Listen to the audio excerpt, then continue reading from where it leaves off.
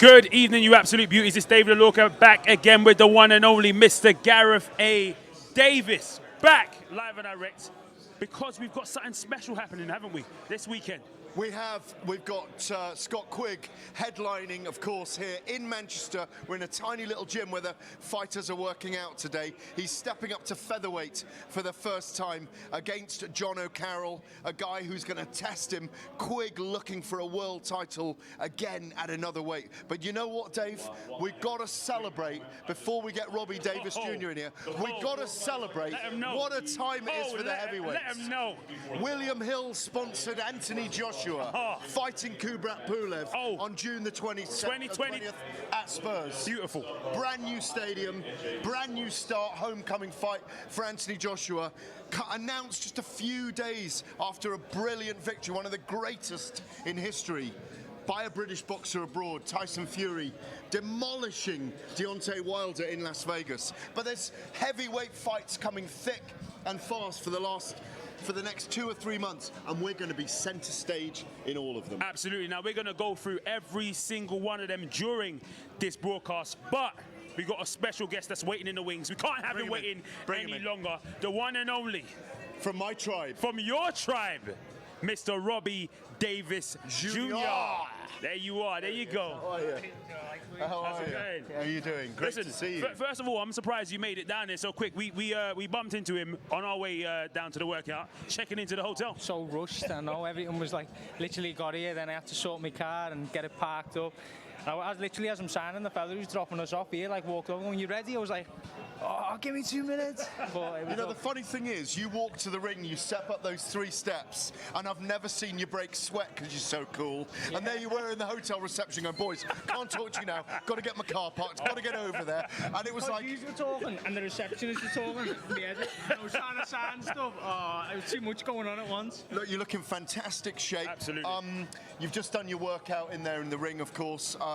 Dominic Ingle in there with you from Sheffield. Robert Tlatlik, if I can say it correctly, from Poland, your opponent on Saturday night. What do you know about him, and how important is this fight for you on Saturday night? To be honest, could have possibly been a pull-out and a change of plan up until literally an hour ago. So, but what I didn't know of him, he was short, stocky, coming strong, swinging for the lights. So it would have been at least for the earlier rounds, it would have been a tough customer. But I feel as the rounds would have went on, as I broke them down and figured them out. Are you saying that? Are we announcing here that fight might be off then, and it might be a change of opponent? Yeah, it might be a complete change of opponent. We're just waiting for confirmation now. How difficult is that when you're just like 72 hours, 80 hours away from walking up those steps into the ring and you don't know who it is? Yeah, it isn't ideal for preparation, but when you're a boxer, you've got to remember, like, all the times as an amateur, sometimes you didn't get to the arena and didn't know you were fighting till then in tournaments, or see who goes through next round, things like that, and you'd only know the day before. So you've just got to be mentally prepared for stuff like this. And as long as I've done the work in the gym and I know how fit I am, and with the team around me and how well we all work together, I'm ready for anyone. Absolutely. Now, we last saw you out in an absolute cracker with Mr. Lewis Ritson. What an absolute fight that was. And you've been really looking forward to getting back out since then. Yeah, definitely. Obviously, the decision didn't go my way, but I felt like I gained a lot more fans, and I was in a better place after the fight than I was before the fight. And Matchroom have stuck with me. They're planning big things for me coming up to the summer. So just got to make sure preparation is key with all the build-up to leading up over these next few fights, and before the end of the year I'll hopefully have some more new straps. Absolutely. Now, obviously you're not 100% sure on who you have on Saturday, but the question is, what can they expect to see from you regardless of who it is? Just the all well-known me, exciting Robbie, but now that I've moved with the Ingle gym, I'm going to be adding a bit more flavour to that as well. Some seasoning on that. So a little bit of seasoning. So you are going to be doing that kind of crazy dance Cobra stuff in there. I wouldn't go that far. Like you always have your molds what you start off, so we can't, like, especially like the way you've trained over the years, you won't completely change. But I've picked up a few things. I've only been training with them, say, 7-8 weeks, so Rome wasn't built in a day, as they say. Do you know what I mean? So it'll take time for me to look like a complete Ingle fighter, but I'll be taking what I've learned into the ring as well as I know. For those that don't know, when we're talking about the Ingle gym here, you're looking at the Naz Hamed style, the Harold Graham, the Johnny Nelson, Cal Brook, all these fighters that came out of that gym with the late great Brendan Ingle, with Dominic Ingle, his son, carrying it on now. It's a veritable conveyor belt of talent in the place, isn't it? Yeah, there's high level in the gym, even like just day-to-day training. You've got like Liam Williams looking for a world title shot, Quigg Galahad looking for a world title shot, Cal Brook looking for a world title shot. There's undercard kids like Willie Hutchinson, amateur and European world champion as an amateur. So the level of quality in the gym is unbelievable. I'm literally moved in the gym and I'm back at the bus. I'm like, any chance here? The lad's like, come on, get in with me. I'm like, not today. But it's great for me. It really is. It's the motivation I've needed to push myself back in there and get me going again. It's really something I've been lacking. But now that I've got all this around me, it's really making me feel happy in the gym, and I think that's a big thing for a fighter at my level. Absolutely. So before we let you go, can you guarantee, if they guaranteed you are actually going to get an opponent on Saturday night then? Yeah, I'm guaranteeing 100% on the show here. 100%. That's good, because we're looking forward to seeing you fight. Yeah, somebody. Yeah, I don't know whoever it is. I'm not volunteering. Exactly. I'm feeling like that at the moment. Like, if I could lose 60 pounds. He's like, look at him. The funny thing is, he's been sizing you up. He's been standing there like, hold on, wait a minute. I've got a special diet coming. He's like, see what he's doing. I've seen them crash diets. Crash and burn. Great to see you, mate. Yeah, well. You too. Yeah, we'll see you soon. Cheers, buddy. Cheers. Pleasure.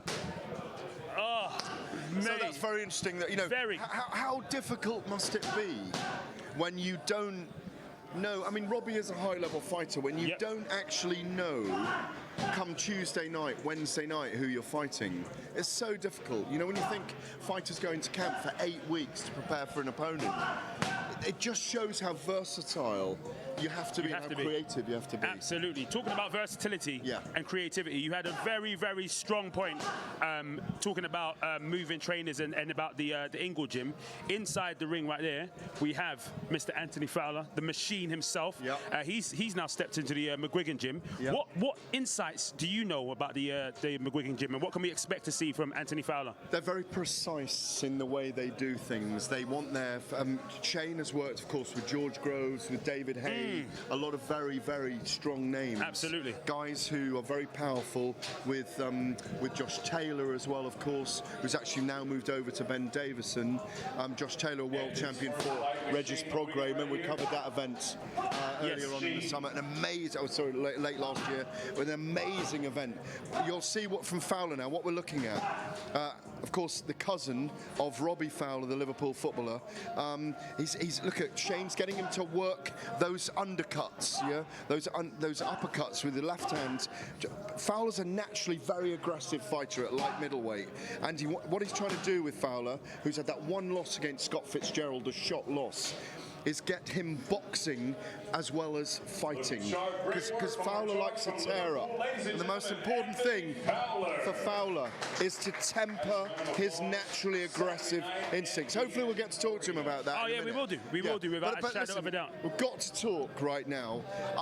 Well, he's coming in, isn't he? But yeah, he is. There is an incredible... We're going to ask Anthony about the heavyweight scene right now. Absolutely. Because, we are celebrating. These are the days of their lives in the heavyweight division You love that phrase, and I live for it. There's a saying that when heavyweight boxing, excuse me, sir. There's a TV show going on. Hey, the machine's stepping in. The machine is stepping in. How are you doing? Cool, thank you. Let's have Shane in as well.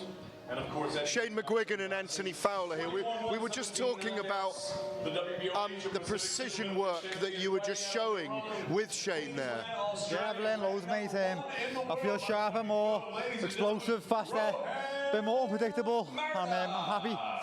The guy with the big mouth behind us, by the way, and I don't mean Shane, is David Diamante, the announcer. Hopefully you can hear us. Shane, we know what Anthony's like. He's a very naturally aggressive fighter who, if he can temper it, is going to take his and blend it with his boxing, is going to go all the way to world level, we assume. Yeah, exactly. He's had one setback against Fitzgerald, but I feel like he's got heaps of potential. Maybe the word that you said there is aggression. Sometimes he was a little bit too aggressive and less patient. And I think now working together, I think we're gonna work a little bit more behind the jab, set shots up and combinations up well. And I believe at 154 pounds, he's a huge force on the world scene. What have you seen that you've added to your game now that you've stepped into the McGuigan gym? Just, like he said, he's a lot more precise, a lot rushing me things, take me time, use me jab more, take me time, not all guns blazing all the time, and just like break people up, disguise the shots, more feints, more movements, faster feet, just a lot of stuff. Like I've trained a lot of different stuff than what I'm used to. That allows you to get that brilliant left uppercut we just saw there that you're working on. Because if you're in the right position, it's a devastating shot. It's the kind of shot that stops fights, isn't it? Yeah, he's got a great uppercut, with both hands as well. But that's it, it's just about being able to put them together, working on his feet. Sometimes his balance is a little bit off. And, we're not going to be 100% straight away, but in, 6 months, 8 months' time, I feel like he's going to really settle into the style. And you're going to see the best of him. What do you know about your opponent that you're fighting on Saturday night? Yeah, that's a look at. We're going to ask Shane as well in a minute then. No, obviously we don't want to give the game plan away too much, but he's a good come forward fighter, never been stopped, so it'd be nice to get the first stoppage defeat on his record, and I think his style will suit me nice. Absolutely. You want to? I was going to ask Shane the same thing, really. But Shane always talks around it brilliantly and gives absolutely nothing away. So tell us nothing. He's he's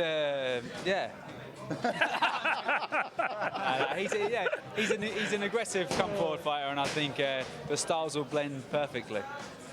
Yeah, brilliant. Listen, can I ask you both as well? I mean, there's that saying, I was just saying to Dave Alorca before you guys came into the set, that they always say when the heavyweight division's strong, the rest of boxing's strong. And I mean, can I get both of your thoughts on, the announcement that Anthony Joshua is fighting Kubrat Pulev on June the 20th. That'll create a big thing, a new stadium in Spurs. Tyson Fury's victory in Las Vegas over Deontay Wilder, meaning Britain controls all the heavyweight belts right now, and there's a glut of great fights coming up at heavyweight. I mean, it does filter down, doesn't it? Oh, massively.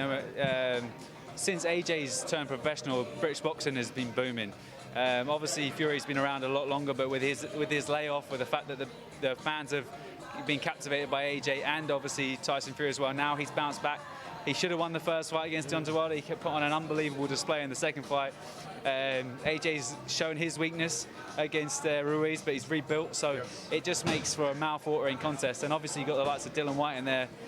Great fighter as well. You got it's just booming, so it's great for us that all involved in boxing. So it's fantastic. Absolutely. Well, at the top of this bill, you got a very exciting fight there, Quigg versus Carroll. How do you guys see the fight playing out, and what do you think? What you consider is going to be the main differences in that fight? It's going to be a really good fight. I think 2 years ago, I think Quigg would have been favourite, but I think Carroll's on the way up and Quigg's come towards the end, if I'm being honest. But I think Carroll's young and fresher, but with Quigg's quality and the natural power he's got, I wouldn't be surprised if Quigg knocked Carroll out. So it's a really, really good fight. Either Carroll on point, but if there's a stoppage, I think Quigg can knock him out. What do you think about the Fury-Joshua fight, guys, though? That has to happen this year for you? Yeah, definitely. It's obviously they've both got to win. That's it, I mean, Deontay Wilder's going to exercise his rematch clause. I can't see another way around that for Deontay Wilder. I just don't see him having the style to be able to nullify and beat Tyson Fury. But at the same time, AJ's got to come past a potential bogeyman in Kubrat Pulev. Yeah, I mean, so that's a decent one. But all going well if the both of them win. I just feel AJ's going to put up something completely different to what Deontay Wilder did against Tyson Fury. He's a combination puncher, AJ. He's got power in all the shots. He's not as concussive as one shot, but he puts them well. He's more athletic. Brilliant finisher. Exactly brilliant finisher. He's bigger guy. So, everyone's leaning towards Tyson Fury, but I feel like AJ's got, he's definitely got the style to beat him, but it's whether he can do it on the night. Fascinating stuff. Absolutely. Well, gents, it's always a pleasure. I see you banter in Manchester today with this T-shirt he's got on here. I wear it proud, mate. Scout proud. Well, thank you both so much, and good luck on Saturday. Shane, thank you, Anthony. Yeah. Cheers. Take care. Cheers. Thank See you. you soon. Cheers. Thank you. Absolute pleasure there. Absolute pleasure. Oh, listen. We've got a rogue cameraman here. Get him out of the way. Get him out of the way. Is it a rogue Get him out of the way. cameraman? No one's coming along on this set. All right, listen, we haven't really spoken through the fight card, so I'm going to let you know let's have a look. exactly how it's going down. Yeah. On top of the fight card, we've got Scott Quigg versus Jono Carroll. A very, very tight contest, you think, right? Well, Super featherweight also, contest. we didn't mention Jack Cullen, who's his opponent. We didn't. And Jack is a very, very tall. He was in here working out earlier Yep. on. He looks in phenomenal shape, and he likes to tear up himself. But he's got a lovely long jab, David. I'm expecting that to be a great fight. But I think the combination of Shane McGuigan and Anthony Fowler is a really good one. Absolutely. Oh, without a shadow of a doubt. Especially seeing what they were doing there in the ring earlier on. And how about Zack Parker versus Rowan Murdoch? Look, that's a great fight. That's a Brit against an Australian while old Big Mouth makes his noise behind us. We thought we were loud. Don't worry, they can hear- But they old can hear Big you. Mouth behind us cannot outshout us. Let's sing, baby. Make it Hey, make it sing. Hey, let's drown him out. At least he can hear us now. He can. So there you go. Yeah, we're about to have a few words with Mr. Rowan Murdoch. Yeah, Rohan Murdoch, he's a great Australian fighter. They're 1 and 2 with the WBO, one of the 4 sanctioning bodies in the world that makes up the whole world titles. The world titles. The WBO ranked number 1 and number 2. They are both brilliant fighters. We're going to speak to this young man in a minute. Hi, mate. So we'll speak to the Australian, who's ranked number 1. It's a terrific fight. The winner of this goes on to fight for the world title. And remember, this is the division that has Billy Joe Saunders, Callum Smith, Canelo. Canelo Alvarez. Let him know. And these guys could be fighting Canelo Oh, my within days. two or three fights. Incredible. That's what's on the line here. It's And we incredible. can shout louder than David Diamante without a microphone. The banter is beautiful. I don't know if you guys can hear that, but it's David glorious. in a minute. We'll get him in definitely a get minute. All right. I won't put. There he is. There he is. How's it going, Dave? How are you, I've fellas? got to be careful not to put my hand on your. Turn around. Give Yeah, us a let him see, twirl. let him see, let me see I the want left. to see your hair. I do have a Let's nice see. horse, don't I? Yeah, it's lovely. Oh, we're live on air. Never mind. There you go. That's what he's talking about. Listen, I can have it down here if I want to, but I need to look grey and stylish on TV.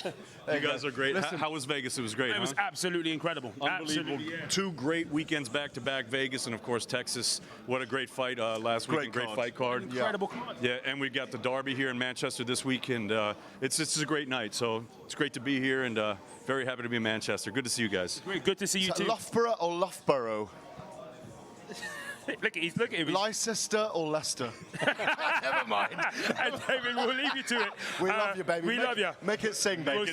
We'll see you soon. All right, listen, it's time to invite the one and only into the. I'll give you. Oh, yeah, bring him in. Without further ado. Yeah. Without further ado, from the land far away, yeah, former penal colony. No, never mind. I don't want to get into a fight right now. No, we were just saying what a brilliant fight this is for both of you. Yeah. You're number 1 with the WBO. He's number 2. The winner almost certainly fights for a world title very soon, and it's a division with Billy Joe Saunders, Callum Smith, and Canelo. Saul Canelo Alvarez. I mean, come on. How exciting a time for you. Man, this is it, man. It's exciting. This is a real fight. WO number 1 versus WO number 2. It's huge. I'm just grateful for this opportunity, and I can't wait to shine. Absolutely. What's it like fighting here in Manchester, here in England? Well, I haven't fought here yet, but it's awesome, man. Like, huge arena, massive stadium. So I'm not used to that sort of stuff in Australia. We don't have that sort of following behind boxing. So I'm super excited, man, and going to put on a good show. Absolutely. What do you expect of the atmosphere in there on the night? Electric, man. Like, I know they love their football here as well. They get behind their sports people, so I'm just going to soak it all in. Without a shadow of a doubt. And obviously you've seen him fight. Yeah. What do you expect from him on Saturday night? Just good boxing, man. He's a very, very, very talented boxer, very good movement. I expect that's what he's going to do, and we're going to try to put it on him. I'm not trying to hide what I'm going to do. We're going to put it on him, and I'm going to try to get him out of there. This is the arena, of course, where Ricky Hatton fought Kostya's you all those years ago. Obviously, Kostya's you's an Australian, but out of Siberia, wasn't he originally? And it's and that night, Ricky Hatton bullied the life out of Kostya's you. You're not going to let him bully you on Saturday night, no? Our plan's to bully him. That's Here our we plan. go. So our Here plan's we go. to bully him. He's a very technical fighter, so He's I feel. working away behind us right now. Yep, he is. So our plan's to put on him. That's our plan. We're going to be the bully. Tell me, Australian boxing goes through phases, doesn't it? How did you get into it? Where were your inspirations? I mean, you look built like a rugby player, you know, like a centre or a flanker. Or how did you get into boxing? Man, I was really young when I started, so I was 10 years old. So I did start with rugby league, then just converted to boxing. But it's just what we did. Like a lot of the kids would do football, whatever. We just did boxing. So you had a glove each, and yeah, away and you I just loved it, man. Just found a Yeah. passion for it, and went from there. And obviously you're 168 pounds. That's 12 stone. Yeah. You look on weight. You look kind of good, yeah. Yeah, about 4 or 5 kilos over at the moment. We'll knock that off the next few days, and we'll be ready to go. Absolutely. Yeah. Now we're going to look at the ring for a minute, just in just a second. Yeah, we're just going get you to talk us through what we're seeing. Exactly. Okay. Come on, Spielberg. Shape okay. it up. So he was just going. Oh, he's just finished. Look, there we go. He won't be giving too much away. He won't be giving too much away. He'll just be moving around doing his thing, similar to what we just did. This really could be the sleeper of the night. This could It's be nothing we haven't seen. We've seen his fight, so we'll be ready for whatever he brings. You've both lost one, haven't you? He's undefeated. He's undefeated. You lost one very early in your career. Third fight, wasn't it? Yeah, third professional fight I lost. I was 18 years old, and I've been undefeated. Points. Points decision, yeah. Yeah. So what did that do to you at that point in your career? Did it kind of, get you? Does it sharpen your mind? Yeah, definitely. So I was 18 at the time, so I was out partying a little bit, to be honest, and then that just switched it on. I took every single fight since then, like I was fighting for a world title, and that's why I've been undefeated since. Can we throw some odds at him, Dave, or not? Have you got any odds? No, not for this one, but No, we have okay. got some odds. We have got some odds for the you. How are you thinking about the main fight on the card? The main fight, man, it's going to be an interesting fight. I haven't looked too far into it, to be honest, but it should be a good fight, yeah. Okay. Yeah, I haven't looked too far into Give it. us your prediction for your fight on Saturday night, then. A late knockout. Ooh, Late knockout. okay. Yeah. Drama in Manchester. I like it. He said that without even giving a second's breath. He was ready. I've thought about it. He's going to wear him down. He's going to outbox him. He's going to put it on him, and he's going to look to exhaust him by about 7th or 8th, 9th round. Yeah. What did you think of Tyson Fury in Vegas a couple of weeks Man, ago? I love Tyson Fury. I'm a huge fan of Tyson Fury, especially what he stands for, man, with his mental health and the rest of it. He's a really, really good role model for boxing. Love him, man. Lovely. Yeah, big fan. Lovely. Great to meet you, man. Absolutely. Terrific. Thank you. Cheers. Thank you very much. Cheers, brother. See you Cheers. soon. See you. Cheers. Good luck on Saturday night. Yeah. Looking great shape, man. Right. Yeah. Fantastic. Yeah, no, it's good that you spoke there about the odds because I'm gonna hit them on the odds. We literally have our next man coming in just a second, but I'll let you know how it's going down. Yeah. Scott Quigg to win, it's 8-11. Carroll to win, it's 11-10. And the draw is at 22-1. But without any further ado, Mr. Zack Parker. Here he comes, Mr. Zack Parker, undefeated. I had you down as one defeat just now, but it's him, of course, early in his career on points. He was very respectful of you, but he did tell us he was knocking you out. Yeah, that's what he's going to come for that, isn't he? But he'll find out on Saturday night what I'm going to come with. So you have to wait and see, won't he? Well, he said that you are a brilliant technical boxer. We also know, we were teeing this fight up, it's a brilliant fight. For me, it's the fight on the card. It's as simple as that. You're number one in the division. He's number one challenger in the WBO, sanctioning body division. And again, I'll repeat, because I want your reaction. Yeah. It's a division that has world champions by the names of Callum Smith, Billy Joe Saunders, and Saul Canelo Alvarez. Yeah, there's a lot of talent in there, but I'm with my skills, I feel like I can come through under the radar and do some upsets in the division. So, Derby's finest. That's it. Up the Rams and that. Yeah. But genuinely, at this stage in your career, you only need a stellar performance or two good performances, and you really are in the mix. That's it. All I've got to do is win this fight, and I'm up there. I'm almost mandatory for Billy Joe Saunders, and obviously he might be having a fight with Canelo, so I feel like I can give Canelo a lot of awkward fight, so I think give him a lot of problems. Absolutely. Now, for those that haven't seen your fighting style, what can they expect from you on Saturday night? More like a counter puncher, but I usually go for a knockout. So yeah, wait for a knockout. So somebody's getting knocked out on Saturday night. Someone is getting knocked out. That's it. That's it. It's not you, is it? No, obviously not. That's what I'm saying. I was surprised. He was saying, I read an interview where he was saying, your opponent was saying that he thinks that Callum Smith's the best, or Caleb Plant is another great fighter. But was it you that said it? I've got to challenge you on this, right? For me, Canelo is the #1 at 12 stone as well in the super middleweight division. He's not boxed there for a long time, has he? But yeah, he hasn't. He's gone up to light heavyweight to do it, for goodness sake. Yeah, that's it. Against Kovalev, he's a money man, isn't he? He's a cash cow at the minute. But but I was just rating off like who were like active at super middleweight. So you didn't count Canelo in that. Canelo in that. No. But you see Caleb Plant or Callum Smith, but you think they both beat Billy Joe Saunders, yeah? I don't know about that. You get all the travellers in the world on your case now, you know. Different styles make different fights. No, absolutely. So yeah, he's the trickiest, isn't he? Yeah, it depends what they bring on the night. But I think Caleb Plant's a good fighter. But I'm going on past like fights, and I didn't think Callum Smith looked the best on it, but it's still a good fighter. Absolutely. Well, talking about super middleweight, but moving it in to what's going down on Saturday night, how do you see the main fight on the card playing out? The main fight, I think it'd be a war. I think maybe Jono Carroll could outwork him, but Scott Quigg's a banger as well, isn't he? So he might be able to get knocked. So just have to see. That's just wait and see on the night. I was at his banging match with Oscar Valdez in an open air tennis court on March 2018 in Los Angeles, doing the commentary for Talk Sport with a tarpaulin over us, and it was pissing with rain, right? We had Beltran doing the commentary with us, barely able to speak English that night, right? And with Don McGuinness. I'm not joking, they knocked 6 bells out of each other. Remember Scott Quigg broke Valdez's jaw that night? I can remember Quigg, listen, Quigg is a terrific fighter.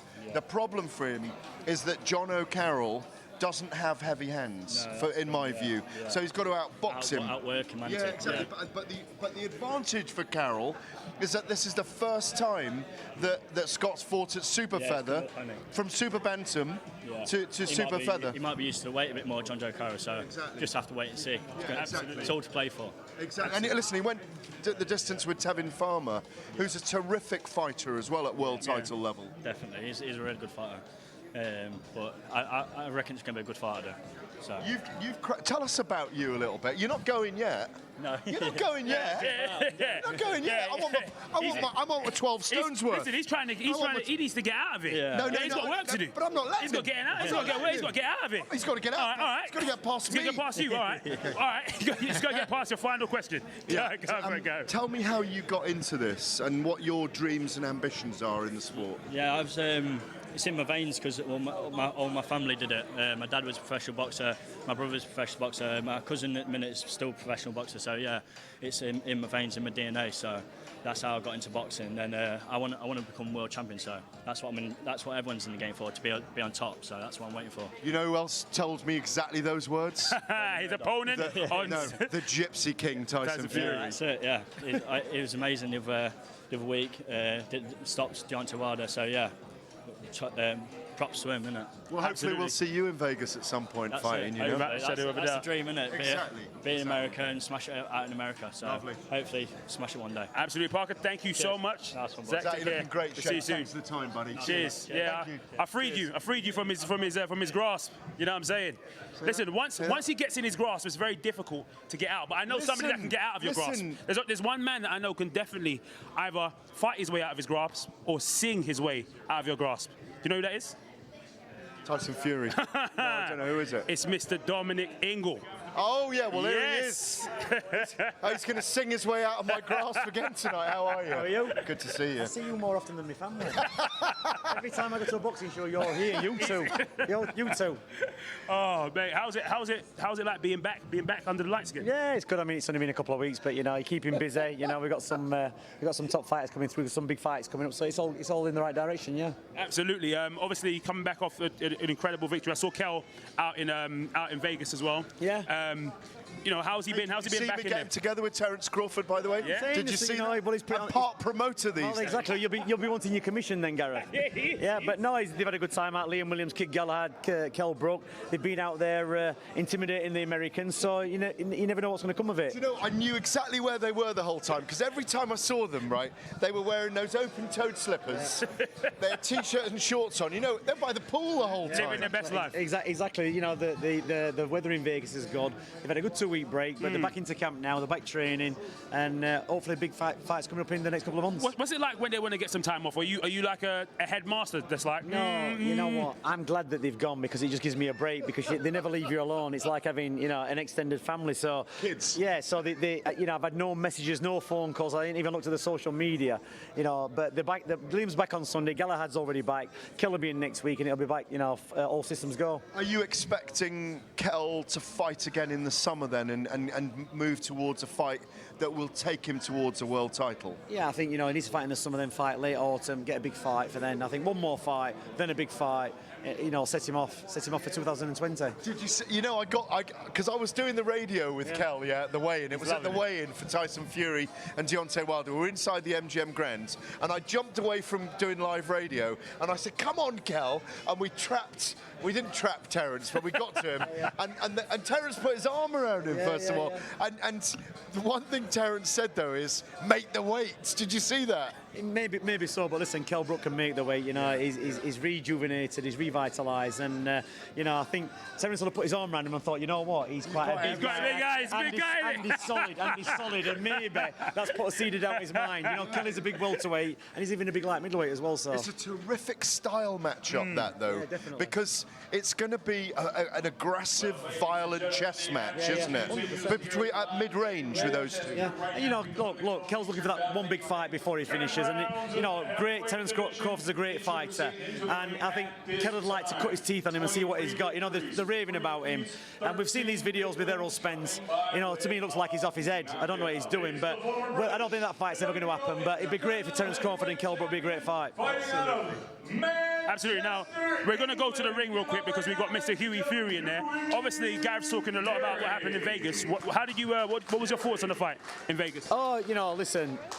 10 out of 10 for Tyson Fury. He took the fight to him. He destroyed Deontay Wilder, and I'm surprised that he's actually, pulled the rematch clause and wants to do it, because I just don't think, once Tyson Fury's got your number, it's probably going to be less time. The next time's going to be even less rounds. But I don't care what excuses that that he makes. Deontay, Tyson's got his number now. He had a draw. Tyson stopped him. It's not going to get any better for Deontay Wilder from that point onwards. Absolutely. Now, obviously, Hughie Fury, does the pedigree stay within the family from that perspective? Well, they've got this style, they've all got the peekaboo style, and they're very elusive. Tyson can be elusive when he needs to, but and same with this fella, he can be elusive, Mr. Fury, and he's a good fighter, and that's what you need, because when it comes on top with pressure, you need to be able to stand off and box. But Tyson took it out of the judges' hands in Vegas, went straight to Deontay Wilder, put it on him, and beat him. And same with Yue. Yue can do it if he's got to do it, but they like to box the ways through the fights. But sometimes you've got to be aggressive, and you've got to take the decision out of the judges' hands. Can I just say that hat and that ball is really, really difficult, because David Alorca can't do it once, and I tried doing it. Did it 3 times. Look at the brilliance of Hughie Fury there. That is I don't want to jinx him now, but it's a very difficult one. That one with that string is impossible. All I'm going to tell you is, you were born with 2 balls for a reason. Understand? So that don't impress me at all. Yeah. So just think about that one. Yeah. Think about that one. Doesn't knock anyone out. No, but I. Look at this guy. He's lost for words for once. He's got nothing. He's got absolutely nothing. No, I'm still watching him. He's 38, 39, 40, 41, 42, 43, 44, 45, 46, 47, 48, 49, 50, 51, 52, 3. Can you get the century up? 59, 60, 61, 62. Someone's been counting, watching this, and saying... He's actually putting elbows in. Listen, it's hand-eye coordination. Oh! It's brilliant. It's brilliant for what you need to do. and the focus is there. And look, Huey's a good fighter, and I think he's going to come good. He's just experienced. He's only young still, and I think the motivating factor is watching Tyson is going to spur him on. So hopefully he does well, and in time he could make a world champion. It's not beyond him at all. Well, look, he's had 3 fights that have troubled him, right? Yeah. He's had the Alexander Povetkin fight, 3 fights at world level that he only lost on points. Joseph Parker, look what he went 12 rounds with Anthony Joshua, was the WBO champion. Kubrat Pulev, who's fighting, that was in Sofia, Bulgaria, and he got a terrible cut in that fight, and he's fighting Anthony Joshua on June the 22nd, and Alexander Povetkin. How old is he? 24? 25 years. Yeah. He's 25, because we can get him in He's here. had a lot of experience. And look at Huey, around about 26, 27 is when he's going to start coming good and start winning world titles. Or Trust maybe me. even older. I don't know, another 2 years. I think he's done his apprenticeship now, and I think it's now a confidence thing. If he can put it together in the ring, I think he can win a world title, but let's wait and see. Thank you very much. Listen, You've been making any more we love the songs or insight. not? I have. I've got a few more. Come on, tell us, get the title of the latest one. Well, I've got a few. I can't keep them off yet, but listen. Come on, let's sing the Fast Eddie song. Come on. He's fast and he's brash and he's in front of the game, never in the same place twice. Some might say so vain. Yeah. Exit left, please. Thank you very much. You see what he did there, Dom? He left you on your own. You thought he was singing along with you, didn't you? Savage behaviour, Gareth. Absolute savage. Here he is, one of the big men of the heavyweight division. How's it going? Huey Fury, how are you? Good. I was counting then. I reckon you got up to about 72 before you packed it in. 72 in the hits without dropping one. Not too bad then, is it? No, I was saying that ball and that string is not easy either. It's a lot harder than it looks anyway, so it's just about the coordination, isn't it? But managed to quite be all right on it so far. Absolutely. Now, this is Huey Fury, by the way, cousin of Tyson Fury, another giant, of course, another Gypsy King. Listen, we were just talking before you came here about it's a building. We forget how young you are always, Huey, yeah? You've had fights with 3 guys at the very elite level. Joseph Parker was a WBO champion. Kubrat Pulev, who's fighting Anthony Joshua on June the 20th, and you got that terrible cut in Sofia, Bulgaria in the fight. And also Alexander Povetkin, who's right up there as well. You're just like a whisker away, a feather away all the time from that world title. Yeah, 100%. Like I said, all learning fights. We've been putting from a young age. But like I say, that's only put me strong to where I am today. Like you say, this fight you're going to see on Saturday night, you're going to see a big difference. And like you say, this has made me the man I am today. And it's made, like I say, I've been fighting these fighters with one hand. And everyone's going to see a big difference on Saturday night. When you say with one hand, what do you mean by that? Basically, just a jab. That's it. I mean, it all makes sense on Saturday night, but like I say, it's been frustrating for myself at that higher level to get that right hand off and stuff, but everything falls into place. Well, listen, Huey, I'd love to stay and talk to you. I'd love to grab a quick question with you. However, you've got a great beard. I've got a great beard, but there's a man in the ring that's got a better beard than both of us, and it's That's Mr. true. Carroll, and we've got to go over to him. Hey, that's one way to put it, isn't it? Well, there's Battle of the Beards. I mean, I've shaved just now, so I can't do it. Can't do it, I'm afraid. Are you getting rid of Huey? Yeah, we have to. Can I ask him one more question, please? No, I'm joking. Of course you can. Go ahead. I just wanted to say, how did you feel for your cousin winning the world title from Deontay Wilder a couple of weeks ago? Unbelievable. Like I say to you, he's done it, hasn't he? So you've got to give full credit. He is the best heavyweight out there. So you give it, like I say, he was there, and proud of him to achieve it. So it was a great fight for him. Because I've known you, got both of you a long time, all the way back to the caravans up in Liverpool, remember, before he fought Klitschko 5 years ago. The plan was one day both of you would hold all the belts together. Let's make it happen. 100%, definitely. Cheers, thanks, Huey, it's a pleasure. We'll see you soon. We'll see you soon. Cheers, thank you. Yeah, now listen, Gareth, there's one man out here that's got a beard better than mine, like I just mentioned earlier on. And listen, I think he's got the best beard in boxing. You've got a better beard than Jono Carroll. Nah, look at Jono. Look, see, look, he's checking it out. Look, nah, listen. You've got a better beard. Yeah, look, he's checking it out. He's like, I don't know about that. Yeah, I don't know. No, get in there. Get in there. Let's come back. Get in there. Get in there. Come on, get in there. Give me that. Get in there and let's have a look. Come on, get in there. Listen, I'm not gonna. ain't trying to mess with this. I ain't trying to mess with this. Thank you. We'll see his beard in a minute when he comes in. You should have got in there and rubbed Listen, I'm telling you, right? If I had a beard like yours, I'd have been straight in The there. battle of the beards. Listen, I've got a few more weeks to go, and a bit more beard cream and beard oil to put into this bad I boy. lived with you in LA for a week with your oil in your bloody beard, yeah? You never stop oiling your beard. It smells good, though. Thank you. You can smell it from here. Thank you very much. Listen, it's not an easy job. Right, Jono You know what I mean? Carroll. Let's talk about Listen, Jono Carroll. Listen, let's talk about Mr. Jono Carroll. Yeah. All right, listen. Fantastic boxer. Yes. Going against Scott Quigg. Powerful power puncher. Yes. But as you mentioned, Scott Quigg is coming up. What can we expect to see in this fight? Look, the thing is about Jono Carroll, 17 wins but only 3 knockouts. That's right. 1 defeat to a brilliant fighter in America called Tevin Farmer, Yep. who was the world champion. Former at super IBF, middleweight. yep. Former IBF. He's not the champion anymore. Lost that in Miami. He was brilliant. He did lose it in Miami. It was a brilliant performance by Carroll on the night, but he didn't quite make it against a very tricky opponent. He has wound Scott Quigg up in the build-up to this fight. He's got under his skin. Quigg is angry. He's been away a year and a half. He's got something to prove. He's a former world champion. People have written him off. He lost to Oscar Valdez. He came back and got 2 victories. Carroll's going to try and frustrate and outbox Scott Quigg, who's naturally the smaller man, who's come up 2 weight divisions in his career. Carroll's a big, strong man with a giant beard, yeah? And he's travelled all over, fighting everywhere. He's a terrific fighter. He's a very mature fighter. And I think it's going to be a very, very interesting fight on Saturday night. I can't pick a winner yet. If Quigg imposes himself, it could be a very dangerous night for Jono Carroll. But at the same time, if Jono Carroll uses his weight advantage or uses his confidence at the correct weight, you think he could possibly stretch out and win it on points? That's what makes this fight interesting. You know, Carroll is the naturally bigger man. Quigg is more ambitious at higher weight now, or at greater weight, and he's basically 31 years of age. He's in his 40th fight, I think, on Saturday night, Scott Quigg.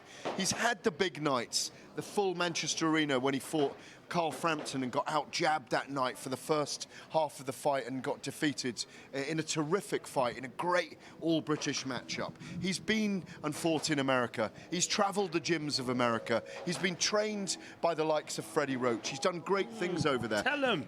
Scott Quigg, by the way, left school at 14 to become a boxer.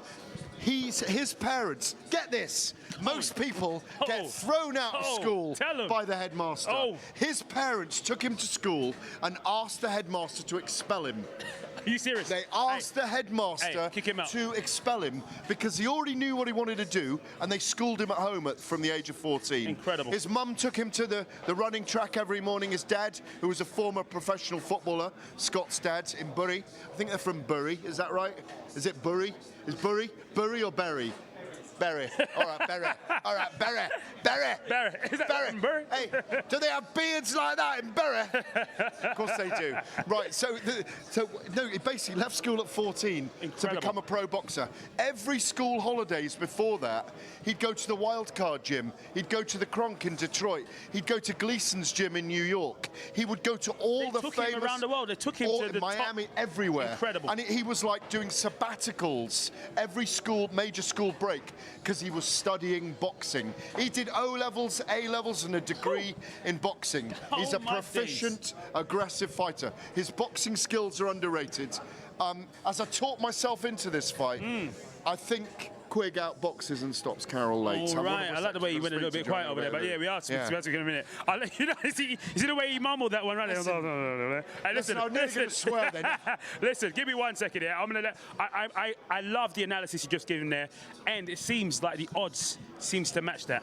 About betting Scott Quigg's at 8-11 He's favourite. a former world champion, absolutely. so yeah, you know. And the draw is at 22-1. The Jono Carroll is at 11-10 to win this fight. And those close odds are because he is the naturally bigger man. Yeah. He has definitely got... if you go online and watch the Matchroom YouTube chat. So I think our mate Josh Yeah, he Denzel did. might have Yep, done yep, it. yep, yep, I mean, he yep, I didn't saw do that. as good a job as we would have done of it, but he did. No, he basically let them talk because he didn't even say anything Yeah. because they really didn't like they each didn't other like each other at all. And that's Absolutely. what makes this great as well. They do not like each other. Jono Carroll's a wind-up merchant. He's got under Scott Quigg's skin, and you watch. Scott Quigg will be firing when he comes in here tonight. We'll Without get a him shadow of a firing. doubt. Well, let me let you guys know about round betting as well. Scott Quigg, round 1's at 40 to 1, 2 and 3's at 25 to 1, round 4's at 18 to 1, round 5's at 16 to 1, round 6 is at 14 to 1. Round 7 and 8, which are the shortest in this fight, is at 12 to 1. Then it goes back up to 16 to 1 at round 9, 18 to 1 at round 10, and 11 and 12 at 25 to 1 to win by knockout. Yeah, did you know Jono Carroll by KO, TKO, or DQ is 15 to 2 as well? Yes, I did. I just read that off the screen, but never mind. Yeah, I did. Oh, that was cheeky. Very cheeky, Yeah, Dave. Very but cheeky, also, Dave. did you know that Jono Carroll round 1 is 150 to 1, round 2 is at 100 to 1, round 3 is at 80 to 1, rounds 4 and 5 is at 66 to 1, round 6, 7 and 8, the shortest in this fight, are 50 to 1.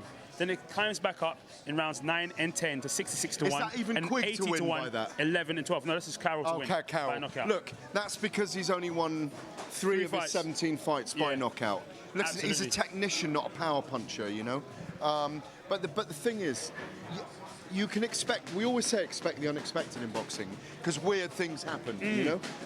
Like you could take those all day long on the chin. All day long. I might even invite him to Just I on might the beard. Not even on the chin, just on the I beard. think we should invite him to cuff your beard when he comes over. beard bouncing. You see what I'm The thing saying? is, when I try and cuff your beard, You see what I'm saying? You can see this. Like, I think beards. You don't know where my jaw is, do you? I think beards should be banned. And I'll tell you Ban why. the beards. Go on. Because Let me hear I this. just tried to hit, while we were off camera, I tried to clip you in the chin. Yep. Right? Watch. Watch this. Watch Nothing. this. Watch Nothing. this. What? Nothing. Doesn't even know where the chin is. So there's no chin there. Go again, go again. Watch. Go on. Let me hear you. Go again. No, but the thing is, I can get 2 inches through you there, Yeah, look. 100%. And I think they should be banned. And so I'm saying, and you know what? Jono Carroll's getting his beard is growing day by day. Look at it. I do remember times actually when the British Boxing Board of Control made Danny Williams cut his beard because it was almost too long, but it was also plaited. And like there is an issue sometimes. Absolutely. With the courses where you can cut and so on. But I do think you look like actually if your face was really the size of your beard, you'd be one of the weirdest looking cartoon characters on the planet. Anyway, Jono Carroll's going through his paces. Look, southpaw. Let him know. Southpaw. Go on. Crouch, very strong stance. He's a very solid boxer. He's got very good hand speed. And look, 3-4 punch combinations. He's going to have to get them off against Scott Quigg because he's going to need to get his respect early.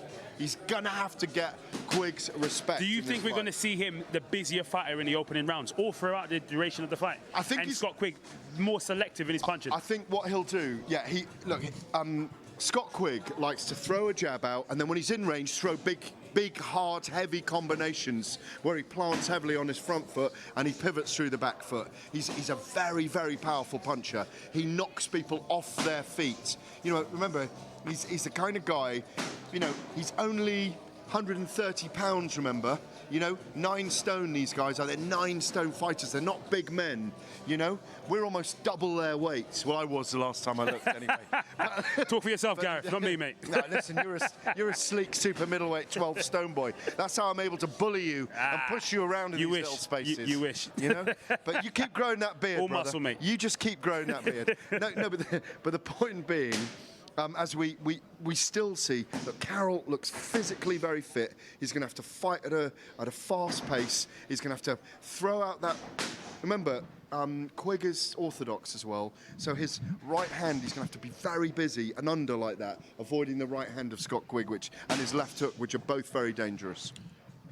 Who is more favoured in a fight that's a southpaw or an orthodox, or is there does it depend? It's a noble art, isn't it? It's a sweet science. It's a dance. You know, it's the brutal dance. So it will all depend on the footwork. It doesn't matter what stance you are. It's your footwork that shapes the angles that you throw from, and that person's moving as well. So there's nothing as exquisite as seeing boxers of this size, of this weight, going at it. The smaller the weights, generally, the more technical they are. And we're seeing, and people really appreciated the Celtic Warrior showing his technical capabilities as David Diamante deafens me once again. That is It's really a very small room, this, though, isn't it? It is. No, but I love it. It's small, it's tight, it's intimate. Yeah, You know what I'm saying? You know, it's kind of like the reverse of. It's kind of like the reverse of your call. Your call, where everybody, where if you're in a ring, you know, people are standing on top of you. The ring is standing on top of us here. Exactly. And I'll tell you what, it's so small. If you look on the screen there, that white platform in the left-hand corner right now, Yeah. it's you can only use 2/3 ring. If you're over 5'7", you walk into that at the moment. Because you look, David Diamante, if he walked backwards, he'd knock his head right now. Yeah. Clean up. He'd love that. Which he's refusing to do. He's not playing the game tonight.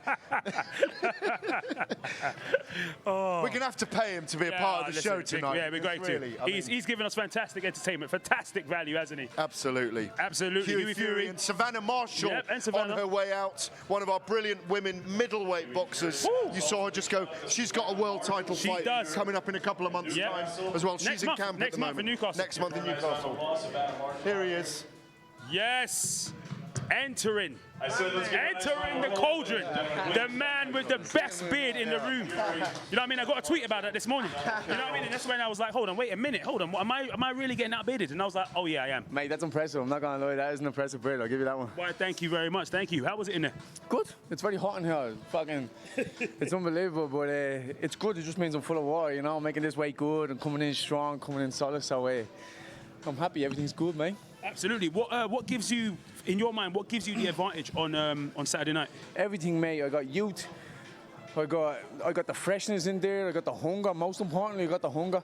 That's something that you can't buy. You know, Scott has already achieved so much in the sport. Something that I want to achieve. You know what I mean? So for me, I just feel like I'm that hungry lion who's like, I want to come and take his head clean off his shoulders. Whereas him, it's more or less, it's just another fight. You know, it's just I don't know, maybe he's just had his day, I believe. You know, it's time for him to pass that torch to me now.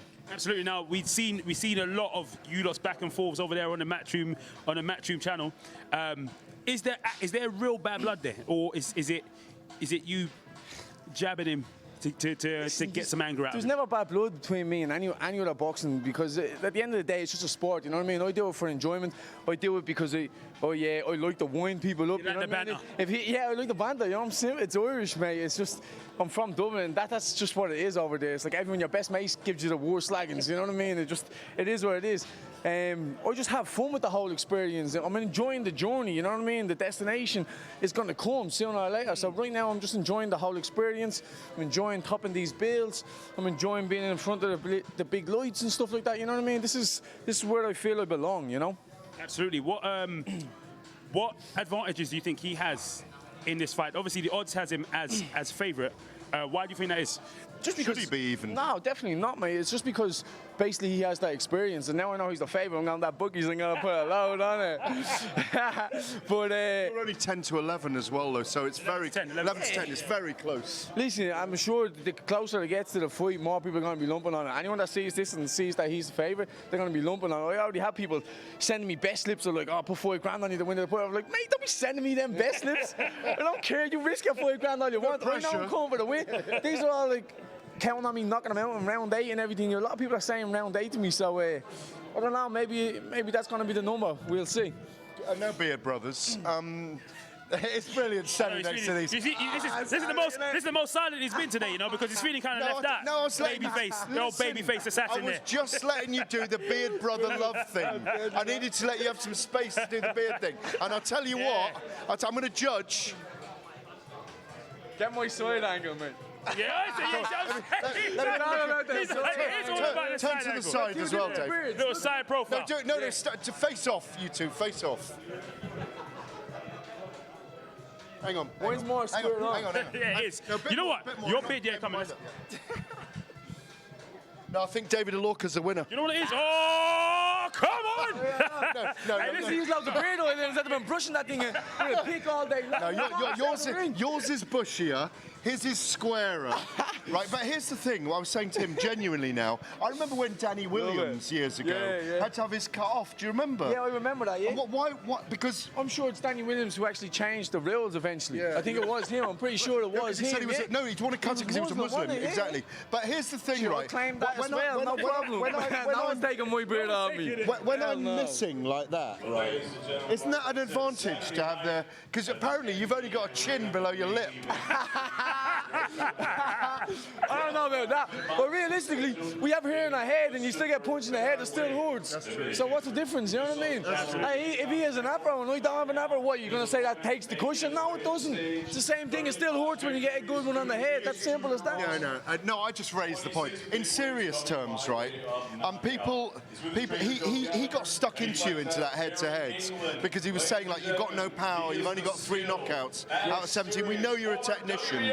When we also know that at this weight, there's a lot of technicians around here. 100%. There's massive odds against you knocking him out. Like I'm talking 150 to 1, 80 to 1. You know, rounds 1, 2, 3, 8, 9, 10. I mean, tenner have I ever seen one that? There you go. Cheeky tenner. Yeah, get on the William Hill and get that tenner in there, yeah? And make sure you was a sponsor of me in my next fight too, yeah? hey, bet responsibly. All right? Don't bet responsibly. No one like it's good. It's good to have this. You know what I mean? It's good to take this. It's a joke. It's a joke. It's a joke. It's a joke. It's not a joke. Risk everything. You cannot rule out. He's a savage. You cannot rule out you stopping him, can you? What? No, I cannot rule out. Mate, look at him. He's an old man. He's getting punched around. Look at him on the screen here.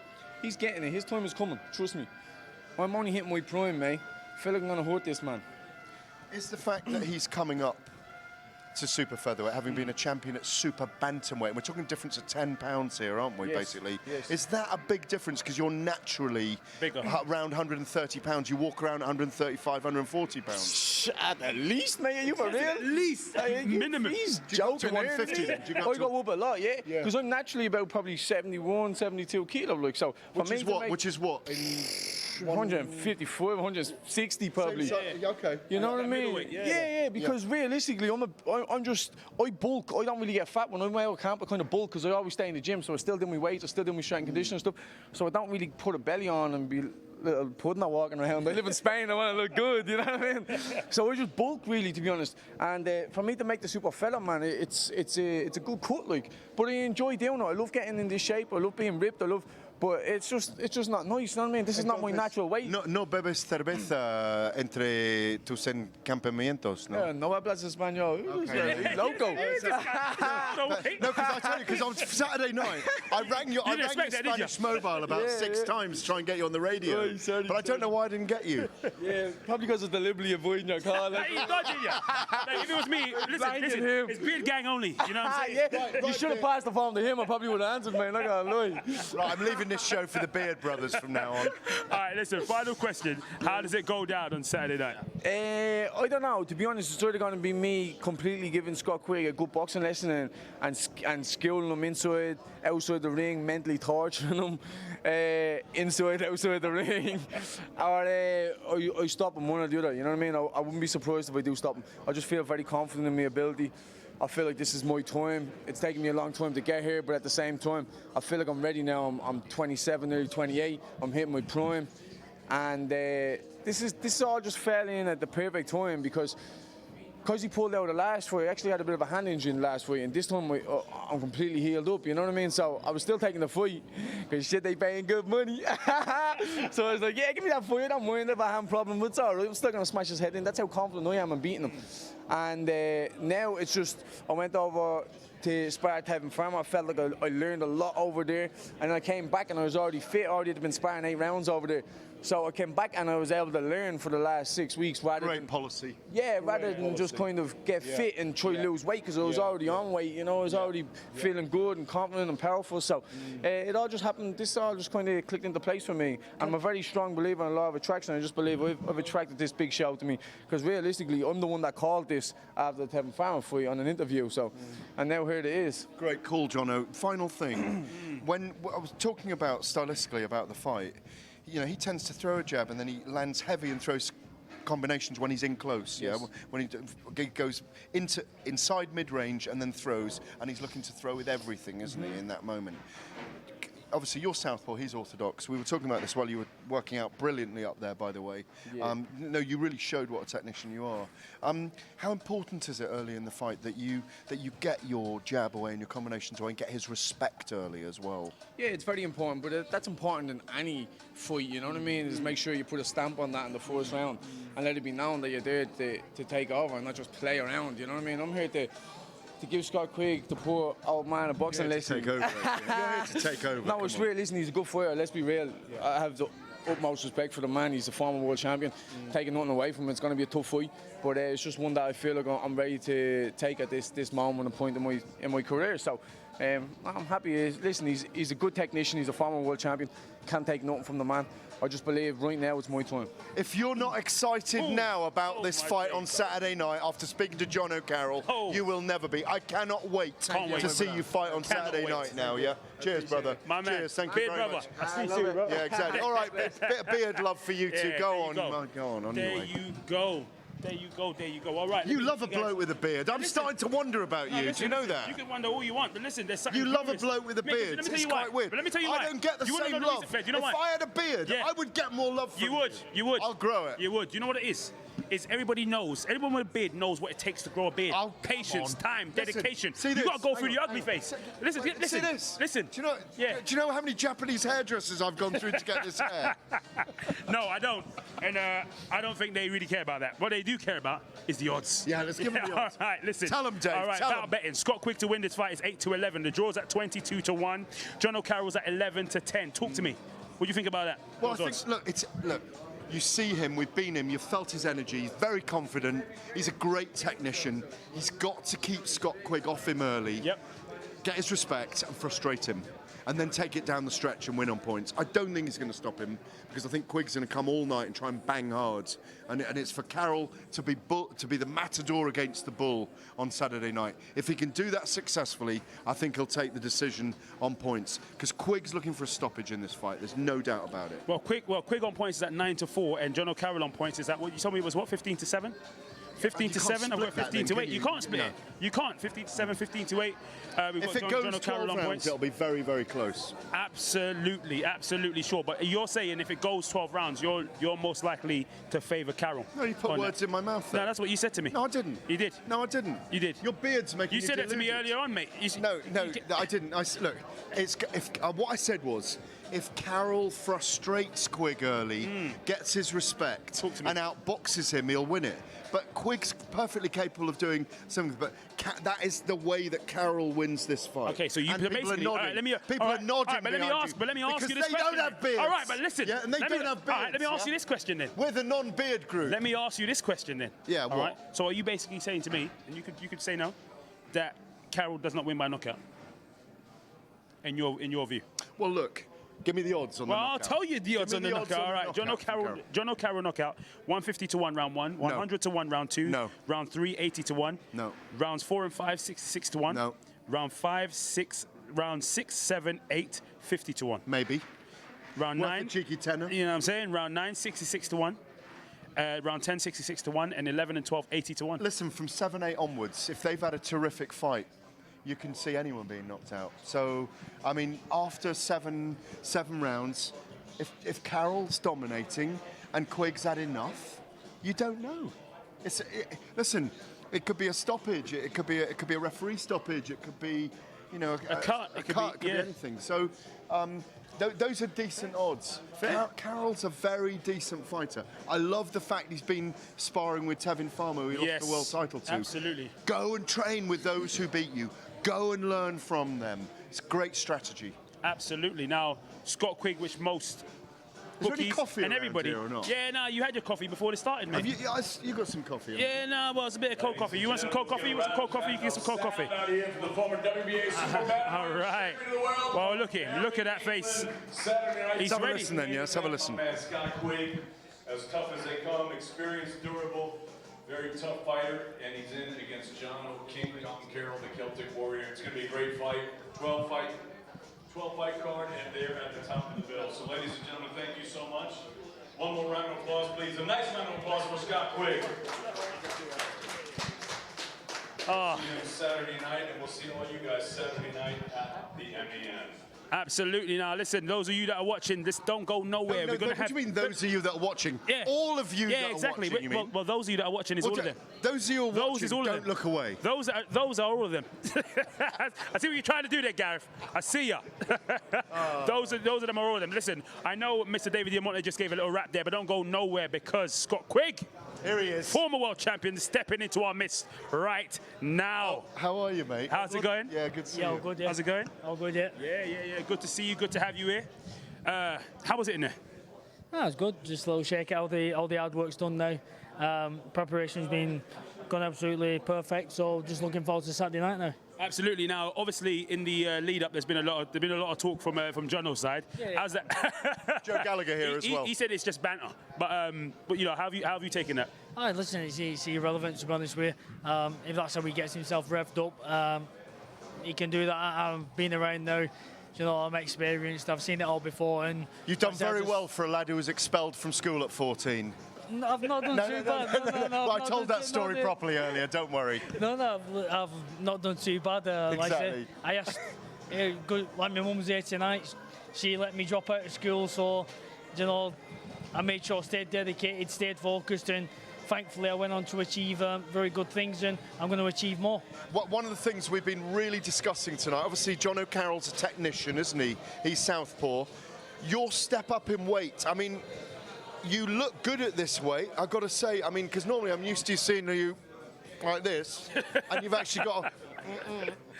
But you've got a really full face at the moment. You look well on it. Yeah, I mean, obviously, you know, I was a very big super bantam, and I was even a big featherweight as well. But no, I'm comfortable. I'm trained happy, and so like I say, I'm more than capable of doing what I need to do at this weight. Are you going for a stoppage on Saturday night? I'm going for the win. However it comes, you know. But they'll mark my words. I'll get my hand raised at the end. Absolutely, Joe. It's a pleasure to have you here as well. Yeah, see you again. Thank you. How is his trainer, by the way? Oh yeah, it's not a random guy we found out here. You know what I mean? Joe, Gets the job. Come on, gets the job. Absolute pleasure. How's camp been? What have you seen from him during camp? No, very good. I think I've had to put the brakes on Scott a little bit in case I didn't peak too soon. Training's gone really well. We've had very good sparring, real good technicians in the gym, replicating Jono. And yeah, looking forward to Saturday night. It's been, I think, 4 years since he's fought at the arena. I said to him he'll be nervous this week, but a good nervous, that excitement nervous to be back at the arena. Manchester fight week, he's used to being there topping the bills. Him and Crawler and him himself then, and the big nights with Frampton, and then he had a good win last time he was at the arena. So it'll be good, exciting nerves this week. It's just been able to contain them and like you say, just enjoy fight week now. Like you say, he's old enough, being around the big stage, big fights, and like you say, he'll be one of the calmest men in the ring come Saturday night. Absolutely. Now, Joe, you've been around boxing for a very, very, very long time. Okay, all right. Very years. For a very long time. Has British boxing ever been so hot? It's very hard because you've got to look at an era when you had Kawasaki, Nazim Hamid, Ricky Hatton, Lennox Lewis. That's a very hard era to beat. At the moment, when you say you've got the two heavyweight champions, obviously Tyson Fury, Anthony Joshua, you have, well, basically you've got 4 Ring Magazine champions. UK and Ireland have never had that before, and they have that with Josh Taylor, Callum Smith, Tyson Fury and Katie Taylor. So in that perspective, no, it is a golden era. But I think it's very hard to beat that era. And before that, then we had your Ben, your Eubanks, your Collins, and that was a tough era as well, and it was quite stacked. So time will see, but it is a very good. I wouldn't say it's the best at the moment because I do feel that Naz, Joe, Ricky era takes some beating. Absolutely. Yeah, just 2 more questions. First one for Scott. What's your route to a world title after beating Jono Carroll on Saturday night then? Whichever one comes up, you know, obviously. Who do you favour? Any of them. Do you know what I mean is, you know, when you're at the top level, there's no easy fights. And you know, obviously, whichever this getting past Jono opens the door to, you know, that's the one I'll take. Brilliant. We can't wait to see your fight on Saturday night. We are really excited about it. Joe, I just want to ask you one question. obviously DAZN announced that Canelo fight May the 2nd will be here in the UK digitally. You're on tenterhooks at the moment because Callum Smith, and you know what I put out the other day, I had a source that I heard Callum Smith was getting the Canelo fight. Then we hear Billy Joe Saunders is getting the Canelo fight. What's the latest from you on Callum and Canelo on May the 2nd in Las Vegas? I don't know, I just have to go on social media, Twitter like Billy Joe does. Twitter knows it all. I woke up Saturday morning to 10 text messages from journalists here and in America saying congratulations, you got the Canelo fight. And I'm like, have we? First we've heard, like. So then you make a few inquiries and it can go from 1 minute Eddie Reynoso saying Callum, next minute Billy Joe. We'll just have to wait and see, and whoever gets it, best of luck to him. If it's Callum, I'm usually confident we'll pull up the upset. I think styles break fights, and I know both fighters are coming off bad performances, Billy Joe in America and Callum against John Ryder, but when you're up against better level opposition, you're motivated, you've got the fear factor, and I think Callum would put on a great performance, and I think Billy Joe would give Canelo all sorts of problems as well. I think we're seeing that from all our fighters. We see that. I mean, Tyson Fury against Deontay Wilder 10 days ago, again, like, the edge is there. Harris at the weekend performed brilliantly. Harris, yes, the Welshman, absolutely. No one gave him a chance, and it was a great performance. So, but like you say, you need the fear factor, and like I say, whoever gets it, I'm sure will know. I just wish they'd hurry up and announce it. It's like 8 weeks away or something like that. But yeah, we'll just have to wait and see. What are you doing to make Scott Quigg fear factor for Saturday night? Because he looks as relaxed as a cucumber right now. You know? Look at him eyeing you. He's eyeing you up like he wants to go. Listen, yeah, all that. Can't wait to go away and have something to eat. All that type of stuff is done early on in camp, the fear factor. I think when you know you've had a good camp, you know when you've ticked boxes, you know when the job's done, it's just going out there, then you're going in there with Tyson Fury, give an example. He knew in camp that fight was won before he got in there. That's why it was relaxed fight week. I think fighters who are nervous that week, either they haven't had a good camp or they're still fearful, and Scott's been here many times before on the big stage, so like I say, this is just another big night at the arena for him. Thank you, Scott. Thank you, Joe, for taking time with us today. Thank you so much. Thank you. Cheers, Well, just take care. Cheers, See you soon. cheers. Yeah, cheers. Cheers, Joe. See you in a bit. Thanks, mate. Oh, Thank you. Cheers. my Yeah, well, days. if you're not excited now Mate. about Saturday night and about the state of British boxing right now and all the shows we've got Oh, coming up my for you days. in the next few months. You know, Listen. think about it. Derek Chisora and Tell 'em. Alexander Usyk in May. Dillian White about to be announced tomorrow against Alexander Povetkin. When's that? Oh, what? Second of May. 2nd of May. Anthony Joshua announced 20th for June the 20th against Kubrat Pulev. All these massive events. At the end of the year, Eddie Hearn's telling us they're trying to sign ready for December. Either, I think they've got to go Principality Stadium. Saucy. BBC Wales are going to be on the line to Saucy. me tonight. They're bound to be. Principality Stadium, the end of the year for Tyson Fury and Anthony Joshua if they come through their 2 fights. I'm telling you now. Tell me. I've been doing this 30 years. Tell me. There has never been a more exciting Oh, my time in days. British boxing than right now. And I've seen that era with Lennox Lewis and Mike Tyson and Nazim Hamed and Ricky Hatton Bring and 'em Joe off. Calzaghe Tell 'em. and Carl Froch Woo. and Amir Khan, Kell Saucy. Brook. This is the day of our lives. This is the right days now, of our lives. These are the days Ooh. of our lives. Cue the music, baby. Oh, cue the music. It's David O'Lorca, Gareth A. Davis, live in Manchester, signing out, get involved in absolutely everything William Hill's got coming out between now and the rest of the year. We're out of here.